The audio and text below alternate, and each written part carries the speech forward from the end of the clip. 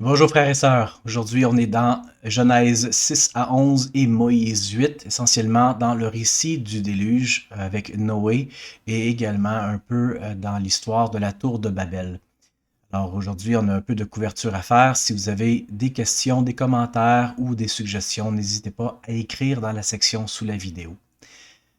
Mais avant de rentrer dans le contexte des Écritures, j'aimerais qu'on puisse définir un peu quelques perspectives hébraïques, parce que c'est important de comprendre quand on lit les Écritures, et particulièrement dans l'Ancien Testament, comment les Écritures ont été produites, quel mindset les auteurs originaux avaient. Donc en partie, comment les Juifs et les Hébreux voyaient le monde à l'époque de l'Ancien Testament. Donc, est-ce que vous avez déjà vu cette image-là? Cette image représente le monde tel que entendu et compris dans l'Ancien Testament. Donc, on voit ici que c'est pas une boule qui flotte dans l'univers avec des astres lumineux, des étoiles ou des lunes, etc. On voit ici que dans l'Ancien Testament, la Terre était perçue comme cette représentation-là où il y avait de l'eau en dessous, qu'on appelle le théum, c'est-à-dire les grandes profondeurs, et les eaux qui sont au-dessus. Le Shéol était un endroit qui était sous la terre, entre la partie habitable et les piliers de la terre et le Théum. Et à l'intérieur de la voûte, il y avait des fenêtres d'où la pluie tombait. Et le soleil et les étoiles faisaient partie de ce firmament-là, qui était l'espace entre l'endroit où les hommes habitaient et les demeures des cieux. Et on peut voir cette représentation-là lorsqu'on lit les premiers versets de la Genèse, entre autres Genèse 1, verset 2. La terre, c'est-à-dire Eretz, était déserte et désolée. Il y avait des ténèbres à la surface de l'abîme, c'est-à-dire le Théum. À l'époque de la création, il n'y avait pas de division entre les profondeurs, les abîmes, le Théum et l'espace habitable. Donc Eretz était un endroit qui était désolé, sans forme, et c'est pour ça que l'Esprit de Dieu se mouvait au-dessus des eaux. On peut lire aussi dans la Genèse au verset 7 et 8, Dieu fit la voûte et il sépara les eaux qui sont au-dessus de la voûte d'avec les eaux qui sont au-dessous de la voûte. Dieu appela la voûte ciel. Donc la voûte que l'on voit, le firmament, est ce qu'on appelle ciel. Et si on continue au verset 14 et 15, Dieu dit qu'il y ait des luminaires dans la voûte céleste pour séparer le jour de la nuit et pour éclairer la terre. Donc à l'époque de la création, il n'y avait pas de luminaire, c'était sombre. Il y avait une lumière, mais cette lumière-là originait de Dieu lui-même. Donc Dieu a placé un luminaire pour qu'il y ait quelque chose pour éclairer. Et c'est ce qu'on voit dans le récit de Noé lorsque les eaux dans les cieux sont déversées à travers des voûtes pour inonder toute la terre. Lorsqu'on parle ici de toute la terre, c'est l'espace qu'on voit dans la représentation. Ça ne veut pas dire que le globe tout entier était inondé. Alors, est-ce qu'il y a eu un déluge local ou un déluge global? C'est pas une question à laquelle on va répondre, mais ce qu'il faut comprendre, c'est que le déluge est influencé par la perspective que les Juifs ont à l'époque. Et c'est important de comprendre ça. Un autre point, c'est les Écritures. On peut penser que les Écritures sont données par les prophètes, qu'ils écrivent eux-mêmes. Donc, entre autres, quelqu'un pourrait penser que Ésaïe a écrit Ésaïe, Daniel a écrit Daniel, Moïse a écrit Genèse, Deutéronome, Nombre, etc. Et pourtant, les Écritures passent beaucoup plus dans un processus qui ressemble à celui-ci, où les prophètes reçoivent des révélations, les mettent soit par écrit, ou des scribes écrivent les révélations des prophètes, et ces écrits-là passent à travers plusieurs processus de rédaction ou d'ajustement ou de transcription. La Genèse, à elle seule, couvre plus de 2000 ans d'histoire. Donc, les écrits originaux ont passé entre plusieurs mains avant d'être arrivés par nous. Alors, même si les écrits masorétiques, les plus anciens qu'on a aujourd'hui, qui datent d'environ 400 ans avant Jésus-Christ, et ces écrits-là font partie des écrits de la Mer Morte qui ont été trouvés au 20e siècle, les études littéraires de ces textes-là nous démontrent qu'il y a eu des phases de rédaction. Et ces phases de rédaction-là peuvent suivre un peu la théorie suivante, où qu'il y a eu plusieurs influences à travers différentes époques. On voit entre autres l'influence yaviste, l'influence éloïste, l'influence deutéronomiste, qui est réellement une réforme. Les deutéronomistes ont vraiment créé une réforme dans la rédaction des Écritures, et après l'exode de Babylone, il y a réellement eu une réforme sacerdotale, donc la priestly réforme, qui a donné cours au Sanhédrin avec les pharisiens et les sadducéens. Alors la discussion qu'on a aujourd'hui ne met pas l'accent sur ces réformes-là, sur ces rédactions-là, mais qu'il faut comprendre que les Écritures évoluent à travers le temps, que ce ne sont pas des choses statiques qui ont été données 4000 ans et que nous avons aujourd'hui telles quelles. Et on peut voir un phénomène similaire avec le Père Noël. L'origine du Père Noël commence avec Nicolas de Myre, au 2e et 3e siècle après Jésus-Christ, qui est un évêque chrétien dans la région qu'on appelle aujourd'hui la Turquie. Cet évêque-là était remarquable dans ses qualités de générosité, de donner aux pauvres et de protéger les enfants et les marins. Et on racontait les qualités de cet homme-là pour démontrer les valeurs chrétiennes incarnées. Quelques centaines d'années plus tard, Nicolas devient un saint, donc Saint Nicolas, et on célèbre son anniversaire le 6 décembre en distribuant des cadeaux aux enfants, et on commence également à voir des figures punitives associées à Nicolas, qu'on appelle par exemple Fouettard, Krampus, plus particulièrement dans les régions germaniques. Le but est d'encadrer l'enfance et d'enseigner la récompense et la discipline dans une société chrétienne. Au 15e siècle, on voit l'influence de Martin Luther, où les cadeaux ne sont plus attribués à Saint Nicolas, mais plutôt à l'enfant Jésus. Et le but de ce changement-là, particulièrement dans un environnement protestant, est de se détourner de la dévotion envers un saint et mettre un accent plus approfondi sur le Christ. Au 17e siècle, on voit Sinterklaas aux Pays-Bas, où l'apparence de Saint Nicolas maintenant porte un manteau sur un cheval blanc. Et la célébration, le 5-6 décembre, est accompagnée d'une arrivée en bateau et de la distribution de friandises. Le but de ça, c'est d'essayer d'intégrer des traditions néerlandaises avec la chrétienté. À la fin du 17e et du 18e siècle, on voit l'arrivée de Santa Claus aux États-Unis dans une fusion culturelle entre les colons néerlandais et le monde anglophone. En 1823, un poème de Clement Clark Moore attribue une visite de Nicolas dans un traîneau volant tiré par 8 reines qui sont nommées. Le poème change la nuit du 6 décembre à la nuit de Noël, le 24 décembre, et on parle d'un homme qui descend les cheminées pour distribuer des cadeaux de façon mystique. Ce poème-là pousse une standardisation visuelle du personnage avec le manteau rouge, l'atelier au pôle Nord, la liste des enfants qui sont gentils ou méchants. Et le but de cette standardisation-là est d'apporter une forme d'unité et de générosité. En 1931, la compagnie Coca-Cola reprend le personnage en campagne publicitaire et fixe son apparence sur le Père Noël qu'on connaît aujourd'hui. Et dernièrement, la globalisation aujourd'hui prend le personnage et le fusionne avec d'autres traditions, comme par exemple Ded Moroz en Russie, dans le but d'avoir une cohésion universelle. On essaie même d'avoir des symboles comme le sapin de Noël avec les cadeaux, où on voit l'étoile de l'enfant Jésus, les guirlandes dans le sapin représentant les festivités et les cadeaux, suivant les cadeaux du roi mage. Mais peu importe les symboles qu'on peut y trouver, à la base, à la racine, le Père Noël vient toujours de Jésus-Christ.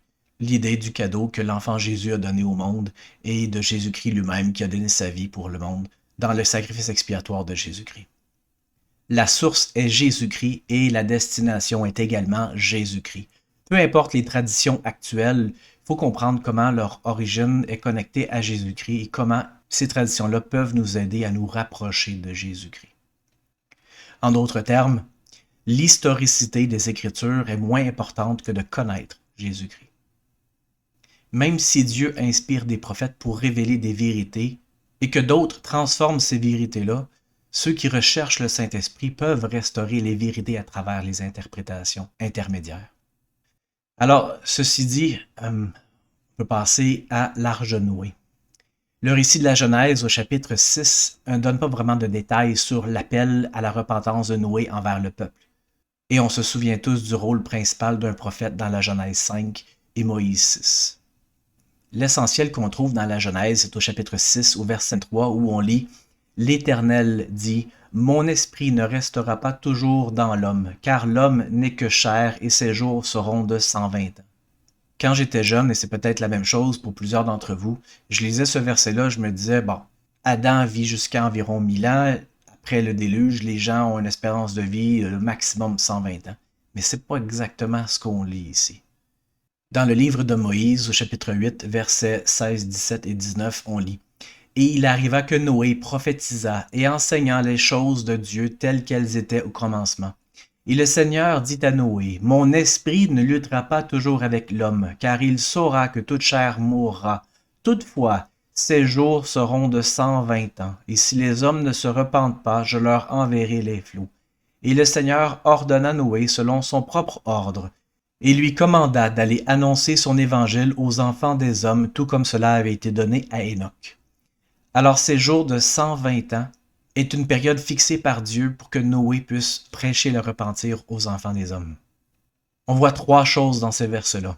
Premièrement, Dieu appelle personne comme prophète sans préparation. On voit que Noé prophétise déjà et enseigne déjà les choses qu'il a reçues dès le commencement au peuple. Noé s'est pas levé un matin puis s'est fait appeler par Dieu du jour au lendemain. Il était déjà à l'œuvre.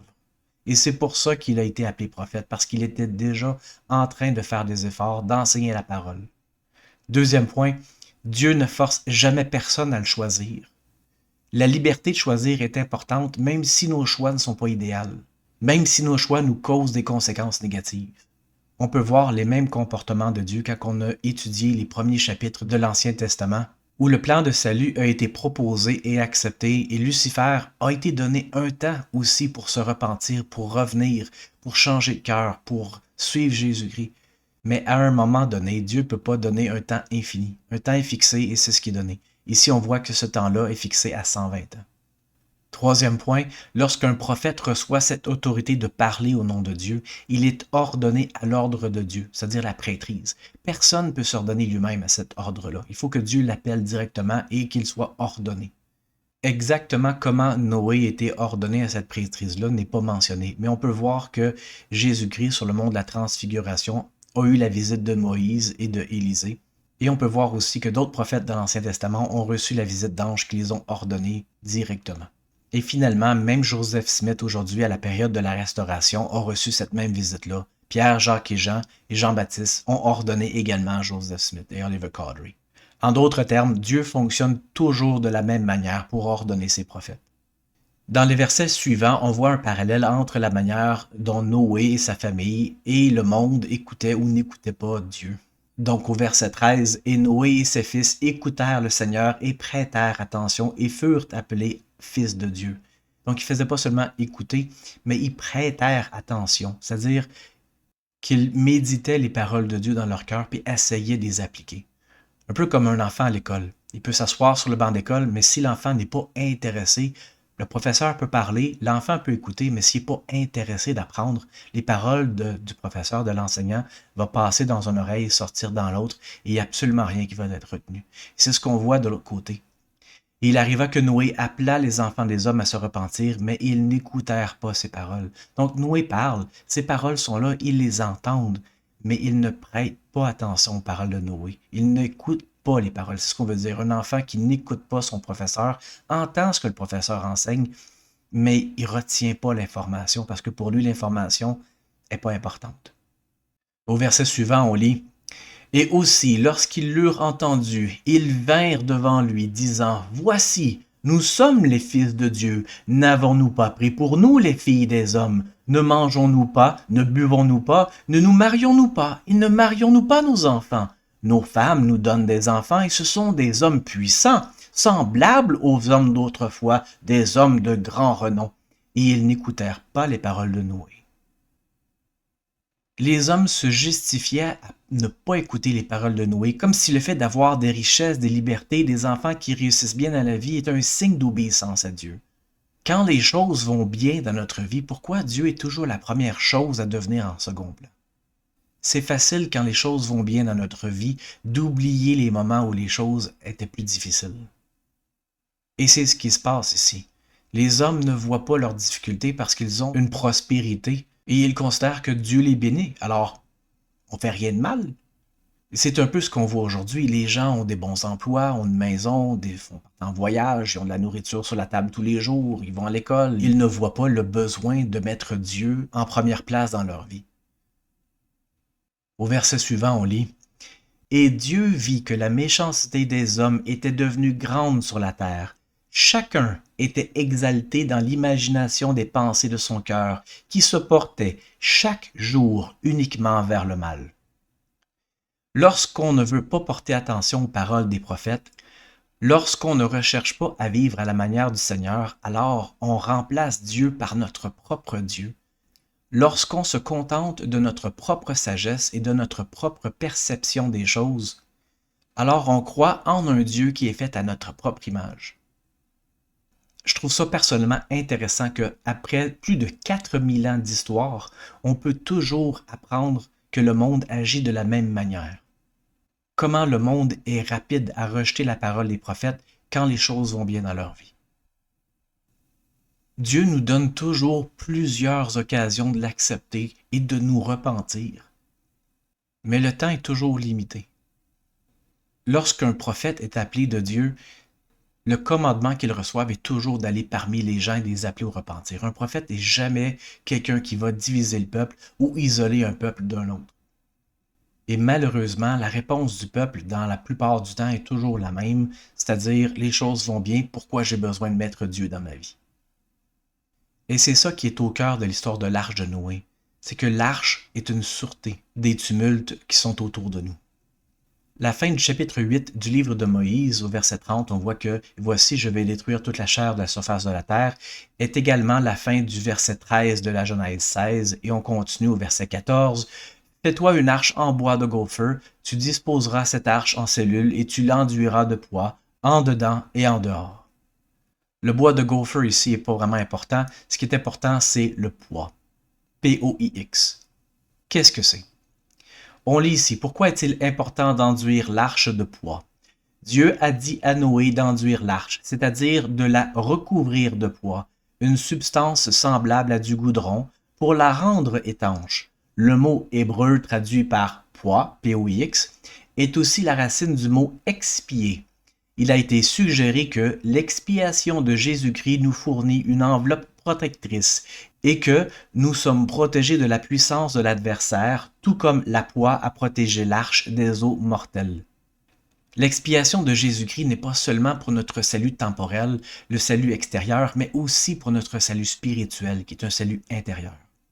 La valeur doctrinale que l'on apprend ici, c'est que l'expiation de Jésus-Christ doit être une protection pour nous, non seulement une protection extérieure, mais une protection intérieure. C'est-à-dire que si on se protège des environnements extérieurs, c'est-à-dire se tenir dans des lieux saints, par exemple, il faut également garder nos pensées saines. Parce que le sacrifice expiatoire de Jésus-Christ, ce n'est pas seulement pour nous racheter de la mort physique, mais également de nous racheter de la mort spirituelle. Et si le rachat de la mort physique est un don gratuit, le rachat de la mort spirituelle, quant à lui, est dépendant de nos choix personnels. Donc, pour profiter plus pleinement du sacrifice expiatoire de Jésus-Christ, il faut se protéger autant notre corps que notre esprit.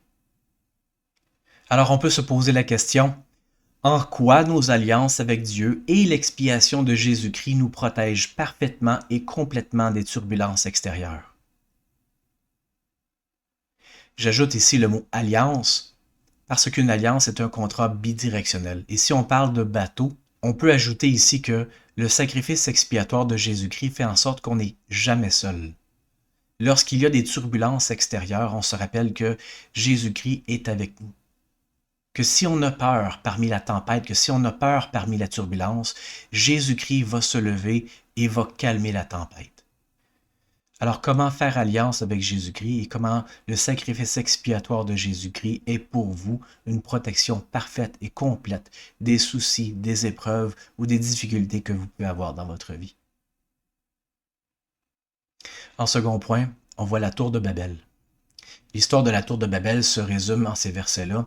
Et ils se dirent l'un à l'autre, allons, faisons des briques et cuisons-les au feu. La brique leur servit de pierre et de bitume leur servit de mortier. Ils dirent encore, allons, bâtissons-nous une ville et une tour dont le sommet touche le ciel et faisons-nous un nom, afin que nous ne soyons pas dispersés sur la surface de toute la terre. Le terme Babel et Babylone est particulièrement intéressant. On lit entre autres que le mot Babel vient de l'hébreu Babel, qui signifie ville connue sous le nom de Babylone. Dans le récit biblique, un jeu de mots relie Babel au verbe hébreu balal, qui signifie mélanger ou confondre, expliquant ainsi la confusion des langues lors de la construction de la tour. Historiquement, le nom provient plutôt de l'acadien Babilou, qui signifie porte du Dieu ou porte des dieux. Ainsi, un nom qui évoquait à l'origine la grandeur religieuse d'une grande ville est devenu, dans la Bible, le symbole de la confusion et de l'orgueil humain. L'histoire de la tour de Babel est intéressante parce que Babylone a commencé à établir cette tour-là, mais ne l'ont jamais complétée. Et Jésus-Christ lui-même en fait référence lorsqu'il dit aux disciples: Qui d'entre vous, avant de construire une tour, vont pas déterminer s'ils sont capables de la compléter? Alors, si on peut résumer un peu ici, quelle est la différence entre le peuple d'Énoch, qui est Sion, et le peuple de Babel, ou Babylone? On a vu dans les derniers chapitres que Sion veut dire ceux qui ont le cœur pur, et Babel, essentiellement, est un terme maintenant qui veut dire un peuple de confondu, un peuple mélangé. Et on voit la distinction de Babel, ou la confusion des langues, versus le don des langues dans le livre des Actes, où on raconte l'événement de la Pentecôte, où les gens qui attendaient la venue du Saint-Esprit ont reçu le don du Saint-Esprit et ils étaient capables de prophétiser en langue, et chacun se comprenait. En d'autres termes, ceux qui recherchent Dieu et qui ont le cœur pur n'ont pas de confusion. L'apôtre D. Todd Christofferson nous enseigne: l'antithèse et l'antagoniste de Sion est Babylone, son matérialisme, son culte du mal et la captivité que Juda y a connue concourent à faire de Babylone le symbole des sociétés décadentes et de l'esclavage spirituel. Le Seigneur a dit aux membres de son Église: Sortez de Babylone, rassemblez-vous. C'est pourquoi aujourd'hui le peuple du Seigneur se rassemble de toutes les nations, dans les lieux de réunion et les pieux de Sion. En conclusion, on apprend plusieurs choses des chapitres du déluge et de la tour de Babel, entre autres que les prophètes sont envoyés bien avant la fin de la période de grâce de Dieu. C'est pas rendu à la fin de cette période-là que les gens peuvent se tourner et dire au prophète: aide-moi, sauve-moi. De la même manière, le sacrifice expiatoire de Jésus-Christ s'applique à nous maintenant. C'est pas le jour du jugement où on va pouvoir dire Dieu sauve-moi. Encore là, comme on l'a vu dans les derniers chapitres, les gens qui se sont rebellés contre Dieu, Dieu a préparé une prison pour qu'ils puissent avoir une période de réflexion, pas une période pour être punis.